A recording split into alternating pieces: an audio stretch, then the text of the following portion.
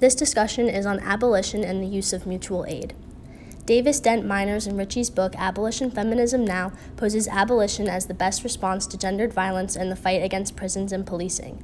Abolition takes a stance against the racist and heteropatriarchal capitalist system the U.S. relies upon and posits grassroots work and acts of mutual aid as the best way to simultaneously meet people's survival needs while advocating for radical change. Spade lays out 3 important benefits of mutual aid that can be applied to the problem of prisons and policing. The first benefit is that people's needs for survival are being met, such as raising money for bail bonds or, more recently, soap for people in prison during the pandemic. The second part of this benefit is that mutual aid exposes why people are in need in the first place, creating a space for a shared analysis around systemic issues such as racist police practices. The second benefit to mutual aid is that it brings people together to create strong social movements and increase solidarity.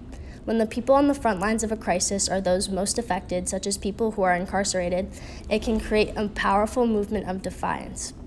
Solidarity is also key here because people can learn from each other's different experiences and come together to tackle multiple issues rather than just one. This is extremely important in the fight against prison and policing, as it is an issue at the intersection of problems of race, class, and gender that work to harm people differently. The final benefit to mutual aid, as described by Spade, is that it is a collective participation that rejects authority and creates community-based solutions. Nonprofit and state-enacted solutions tend to be single-issued, such as the Violence Against Women Act, which only focused on gender and also only increased funding into the carceral system, whereas mutual aid offers direct help with the intention of care. A prime example of a community-based solution includes groups who share ideas and awareness around resolving conflict without calling the police. This hopes to meet people's security needs while exposing the dangerous consequences police involvement often have in certain communities.